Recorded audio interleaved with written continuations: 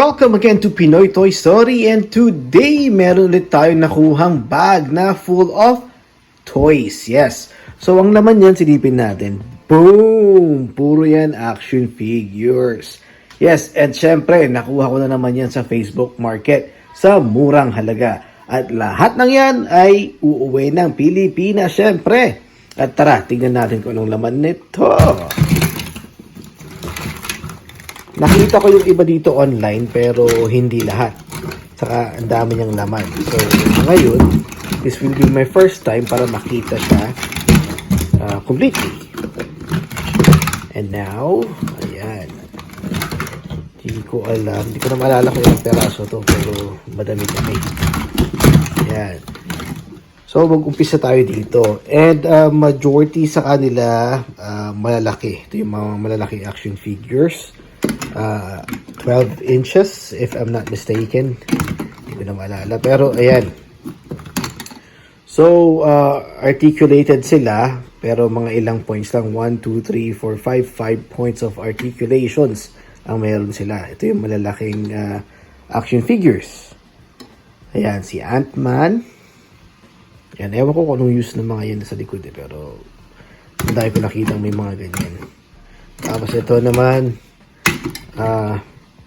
Power Rangers, kung naman nagkakamali. So pre-love na to, mga used na sila kaya meron mga damage. Yung iba naman nalaro lang ng konti kaya nasa perfect condition pa yung iba. Ito naman si Loki, ayan yung ilong niya nang nangyari. Siguro pag may kukuha nito, pinturahan na lang ulit.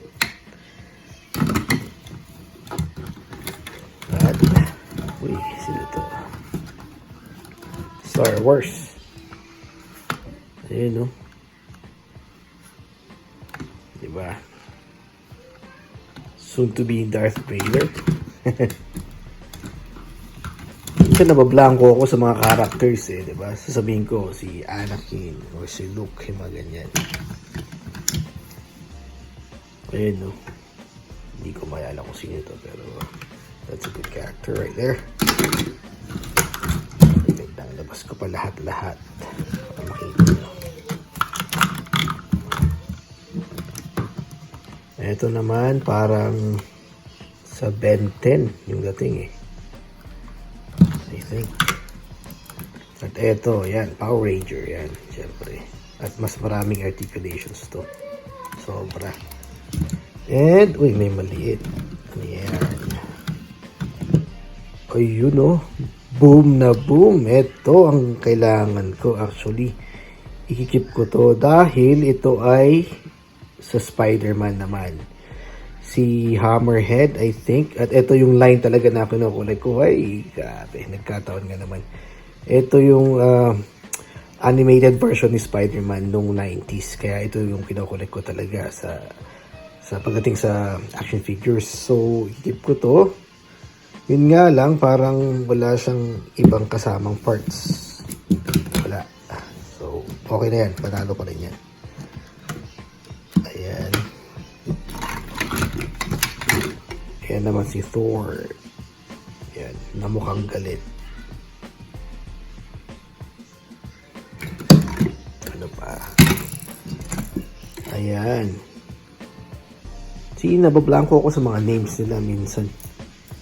Ito sa Guardians of the Galaxy. Ano pangalan yan? Grabe. Dapat alam ko yan dahil lagi kong pinapanood yan.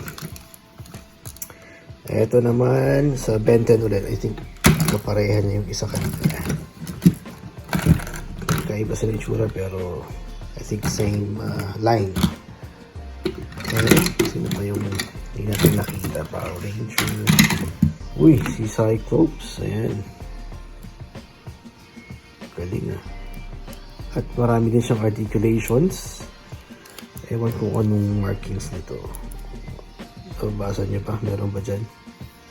Hindi ko makita yung markings niya pero malamang parang vintage to. So malamang may value.